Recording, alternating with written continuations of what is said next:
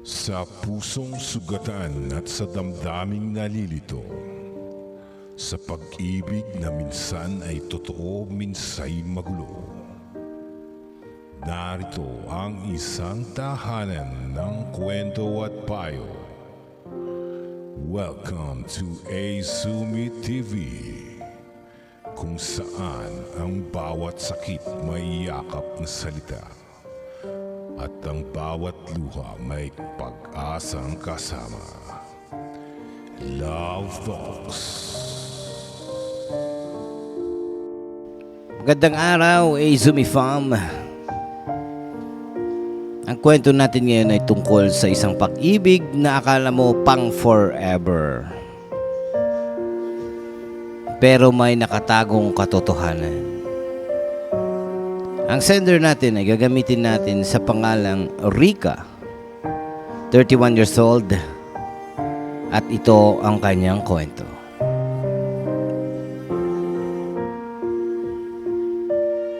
DJ Ace, 2 taon ko siyang minahan. Nakilala ko siya bago siya umalis papuntang Middle East. Tatawagin ko siyang Adrian, single daw siya. Walang sabit. Ang goal niya raw ay mag-ipon para makapagpatayo ng bahay at para sa future naming dalawa.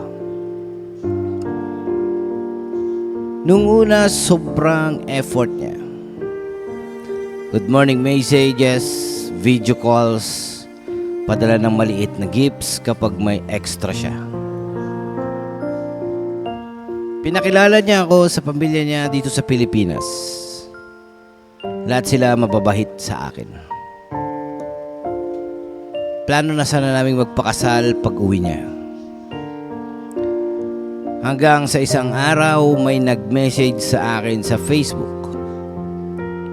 Isang babae. Ang sabi niya, asawa ko si Adrian, may 2 kaming anak dito. Akala ko nung una it's a prank. Akala ko scam. Pero nag-send siya ng pictures, wedding photos, family pictures, conversation screenshots. DJ Ace, parang tumigil ang mundo ko. 2 taon pala akong kabit nang hindi ko alam. Nung kinumpronta ko siya, umiyak siya. Sabi niya hiwalay na raw sila doon. On paper lang daw ang kasal. Hindi raw niya masabi sa akin dahil ayaw niya akong mawala. Pero ang mas masakit, hindi lang pala ako. May isa pa pala siyang girlfriend dito sa Pilipinas sa ibang probinsya. 3 kami, DJ. Ngayon, sinasabi niya na ako raw talaga ang mahal niya. Handa raw niyang iwan ang lahat. Pero DJ Ace, pagod na ako. Di ko alam kung paniniwalaan ko pa siya. Mahal ko pa rin siya. Pero pakiramdam ko niloko niya ang buong pagkatao ko. Paano ako magsisimula ulit kung halos ibinigay ko na ang lahat? Azumi Fam, hindi lahat ng OFW may double life. Pero kapag meron, mas masakit. Kasi may distansya na nga, may kasinungalingan pa. Enrica, first, let's be clear. You were not the kabit by choice. You were deceived. Ang totoong kabit ay yung may alam at pumayag pa rin. Ikaw, niloko ka. Now here's the hard truth.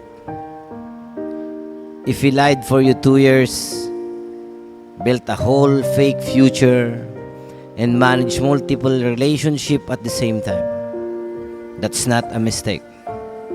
That's a pattern. Hindi yan isang beses na pagkakamali. Systematic yan. And when someone says, ikaw talagang mahal ko, after being exposed, ask yourself, would he confess if he wasn't caught? Real love does not start with betrayal.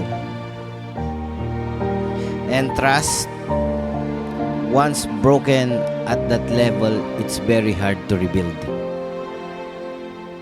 Yes, mahal mo siya, that's normal. Pero love without respect is emotional self-destruction. Kung kaya niyang magsinungaling sa asawa niya, sa ibang girlfriend niya at sa'yo, what makes you think hindi niya kayang ulitin? Hindi sapat ang sorry. Hindi sapat ang pipiliin kita. Ang tanong ay, kaya mo bang mabuhay araw-araw na may duda? Because healing from betrayal takes years. At minsan, the strongest move is not fighting for the relationship, but walking away from it. You deserve a love that is peaceful.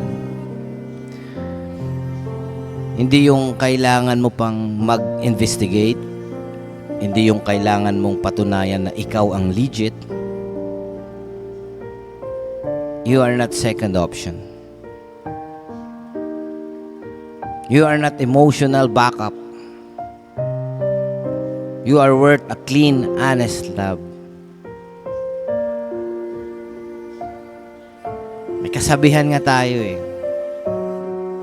Ang pag-ibig na nagsisimula sa kasinungalingan ay madalas nagtatapos sa sakit.